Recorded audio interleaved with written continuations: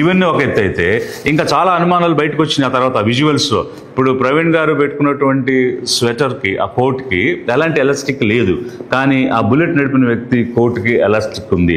వారు వేసుకున్న బనియన్ కలర్ రెడ్డిష్గా ఉంటే ఈ బండి నడిపిన వ్యక్తి బనియన్ కలర్ వైట్గా ఉంది. సో ఇట్లాంటివి అనేకమైనటువంటి విజువల్స్ తర్వాత కూడా వచ్చాయి. వీటన్నిటికీ కూడా క్లారిటీ లేదు.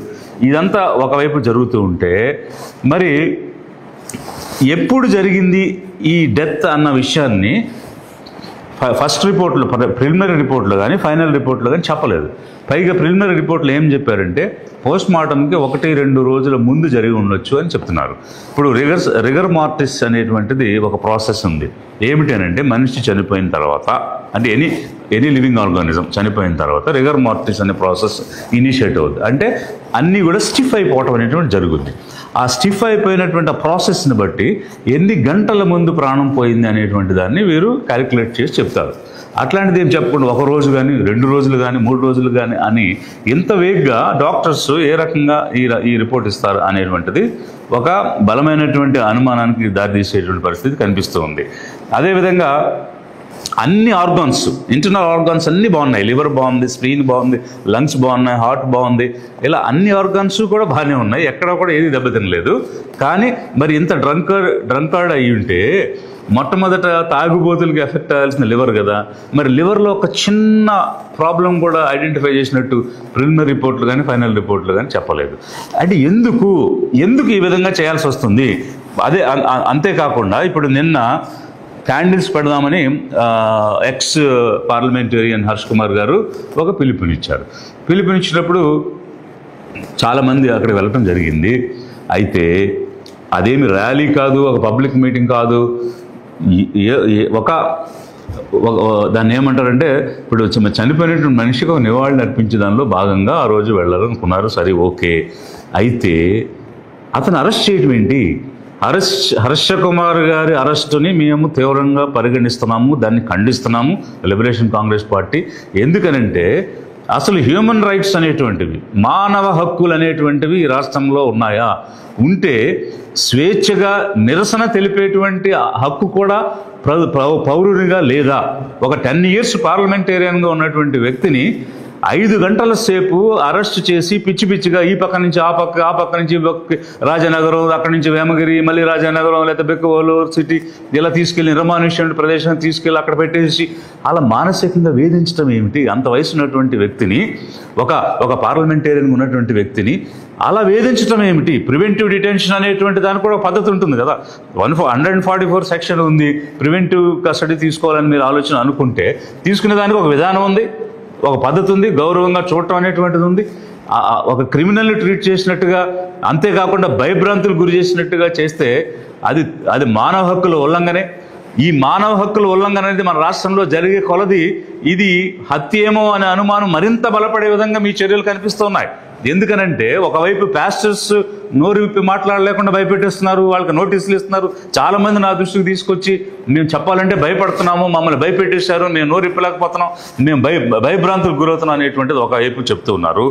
మరొక వైపు ఒక ఎక్స్ ఎంపీని ఈ విధంగా మీరు ఇల్ట్రీట్ చేసి మానవ హక్కుల ఉల్లంఘన చేస్తే ఇక జనం ఏమనుకోవాలి అంటే ఇందులో ఏదో ఉంది, ఎక్కడిది బయటకు వస్తుందో, ఎక్కడ తప్పు బయటపడిపోతుందో, ఎవరు ద్రోహులు అనేటువంటి విషయం కనిపెట్టేస్తారేమో అన్న దాని గురించి ఉలిక్కి పడుతుందా ప్రభుత్వం అనే అనుమానాలు కలుగుతున్నది మీరు చేసినటువంటి ప్రవర్తన వల్ల, ఉల్లంఘన వల్ల. It's states responsibility to protect the human rights and the fundamental rights of every citizen living in this state.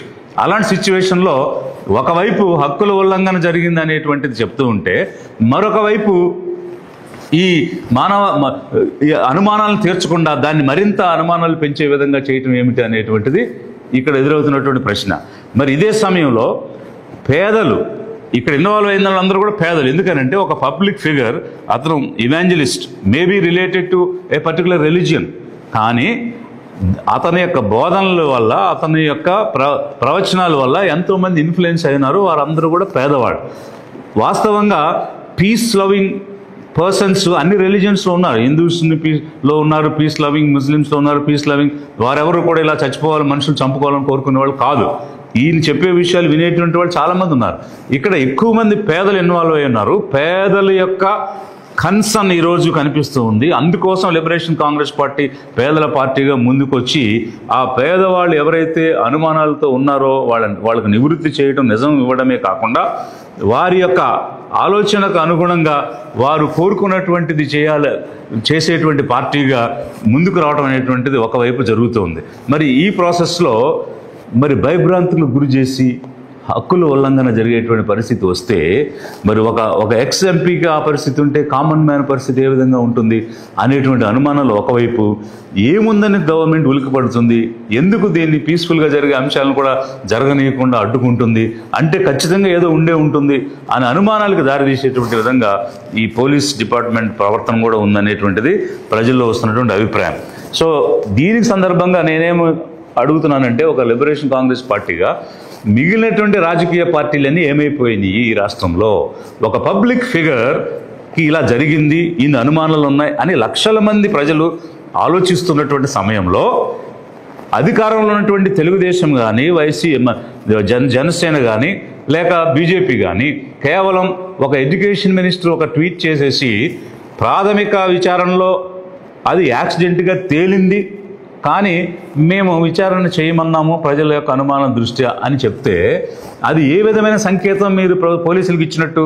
అంటే ప్రాథమికంగా యాక్సిడెంట్ అని మేము డిసైడ్ చేసాము, అయినా మీరు అడుగుతున్నారు కాబట్టి విచారణ ఇన్వెస్టిగేట్ చేయమని చెప్తున్నాము అని అంటే మంత్రి గారు చెప్పిన దాన్ని మేము నిర్ధారణ చేయాలి కదా అన్న మెసేజ్ పోలీసులు తీసుకుని ఇది యాక్సిడెంట్ అని చెప్పారా? లేకపోతే వాళ్లకు స్వేచ్ఛ ఉండి నిజంగానే ఇన్వెస్టిగేట్ చేసి కారణాలు కనిపెట్టి ఒకవేళ హత్య అయి ఉంటే దాన్ని ఎవరు చేశారనే కోణంలో వాళ్ళు ఇన్వెస్టిగేట్ చేశారా? ఇవన్నీ కూడా ఒకవైపు అనుమానాలు వస్తూ ఉంటే ఏ మంత్రి కానీ, కన్సర్న్ మినిస్టర్ కానీ దీని గురించి మాట్లాడలేదు. రాజకీయ పార్టీలు, అధికారం ఉన్న పార్టీలు మాట్లాడలేదు, అపోజిషన్ ఉన్నటువంటి పార్టీలు మాట్లాడలేదు, ఒక కాంగ్రెస్, వైసీపీ లాంటి పార్టీలు కూడా మాట్లాడలేదు. అంటే పేదల యొక్క ఓట్లయితే కావాలి, మీకు అధికారంలోకి రావడానికి వాళ్ళకి లేనిపోని మాయమాటలని చెప్పి ఇది చేస్తాం అది చేస్తామని ఇబ్బడి మొబ్బడిగా హామీలు ఇచ్చేసి ఒక్క హామీ కూడా సంవత్సరం అవుతున్నా నెరవేర్చకుండా వాళ్ళ ఓట్లు వేయించుకుని వాళ్ళ సీట్లు గెలుచుకుని మీరు అధికారంలో కూర్చోవడానికి ఈ పేదలు మాత్రం కావాలి, పేదల ఓట్లు మాత్రం కావాలి, కానీ వాళ్ళ మనోభావాలు కానీ, వాళ్ళ బాధలు కానీ, వాళ్ళ అనుమానాలు కానీ తీర్చే బాధ్యత మాత్రం ఈ ప్రభుత్వానికి లేదు. కాబట్టి మిమ్మల్ని వాడుకుంటాం, మాకు నచ్చినట్టుగా మిమ్మల్ని వినియోగించుకుంటాం, కానీ మిమ్మల్ని ఆదుకో, మీకోసం మేమేమి చెయ్యం అని చెప్తున్నారా? గమనించండి ప్రజలారా, పేదలారా, ఆలోచించండి. ఎలాంటి పార్టీలకు మనం ఓట్లేసాం, ఎవరిని నమ్మి మనం ఓట్లేసి ఈరోజు గద్దెక్కిచ్చాం, వాళ్ళు ఏ విధంగా మనల్ని చూస్తున్నారు, వినాశనం చేస్తున్నారు, మనకు వచ్చినటువంటి బాధను కానీ అనుమానాన్ని కానీ పట్టించుకోకుండా కనీసం ఇది నిజం అని చెప్పడానికి కూడా సాహసించకుండా ముందుకు రాకుండా ఏ పార్టీ కూడా ఈ పేదల పక్షాన్ని నిలబడటం లేదంటే పేదలను కేవలం వాడుకునేవారే తప్ప ఆదుకునేవారు లేరు, అండగా నిలబడేవారు లేరు అని చెప్పడానికి ఇంతకు మించిన నిదర్శనం కావాలా? జనాన్ని ఆలోచించమని కూడా నేను ఈ సందర్భంగా కోరుతూ